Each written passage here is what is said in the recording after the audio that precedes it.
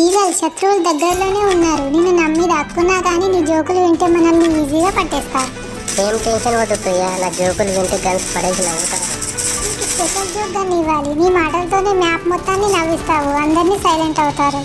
Silence కాదు ప్రియా, నువ్వు నవ్వుతే gloo wall కూడా వణుకుతుంది చూడు. వణుకుతుందా?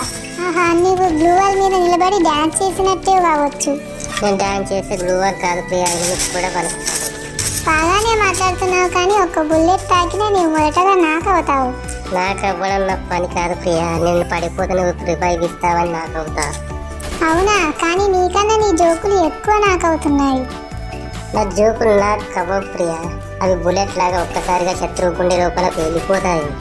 సరే బాస్, ఇంకేమైనా జోకులు చెప్పు. ఎనిమిస్ కూడా నవ్వి పారిపోవాలి.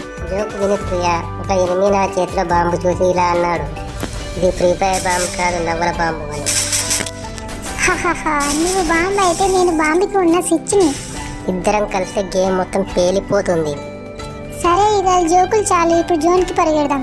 సరే ప్రియా, కానీ ఒక్క కండిషన్, జోన్ చేరాక మొదట నవ్వుదాం, తర్వాత లోడ్ చేసి గేమ్ ఆడదాం. హహహా, నువ్వు ఆడే గేమ్ కన్నా నీ జోకులే ఎక్కువ ఫేమస్ ఈగల్. అవును ప్రియా, నవ్వుల హీరో ఈగల్ నేను. నేను టైటిల్ పెడతా, ఈగల్ జోకులు వింటే బ్లూ వాల్ కూడా కరిగిపోతుంది.